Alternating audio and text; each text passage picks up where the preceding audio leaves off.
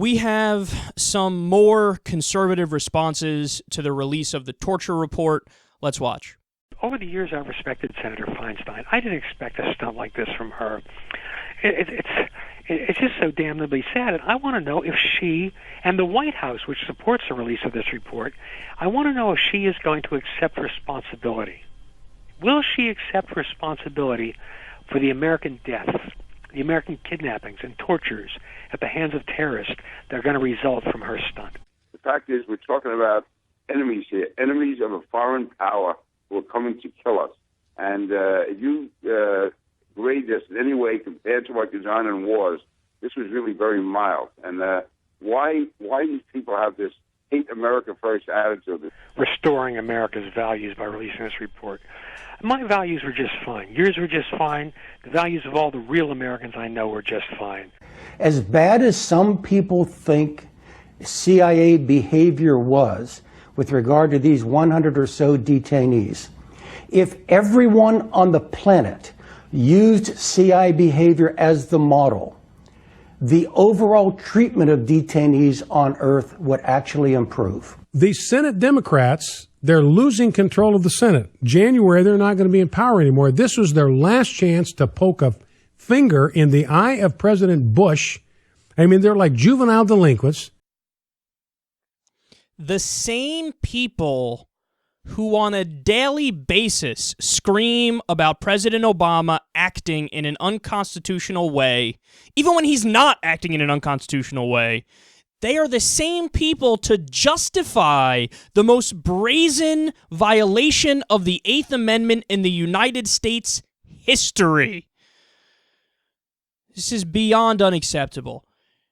If you were wondering what a morally bankrupt nation looks like, this is it.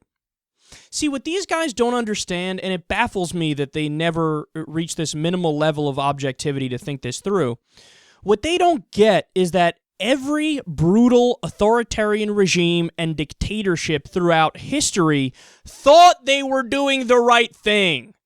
They had their torture chambers. They acted in ways that were offensive in nature, and they violated the idea that they should only fight defensive wars.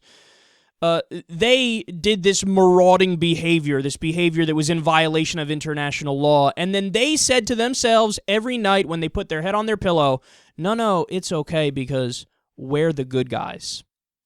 Well, I have news for everybody who thinks that. Your actions define who you are as a person. So when you lash out and call our enemies barbarians and savages and crazy people and they're evil and all this stuff, well, what makes them that way? Their actions, right? The things that they do that are so terrible, the fact that they can kill women and children and behead journalists and do all these horrific things and attack on 9/11. Well, when we steal their tactics, when we literally get a lot of our methods from a communist Chinese torture manual, as we did, when we killed people for torturing after World War II, but then we engage in the same kinds of torture, we're not better. We're stooping down to their level.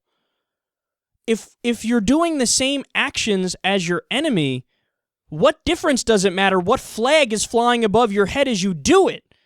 Your actions are what define you, and your actions are inherently wrong. But they live in this world where, since they think they're the good guys by definition, anything they do is justified. And I love Peter King was like, yeah, this is crazy with this Hate America First crowd. Hate America First? What are you talking about?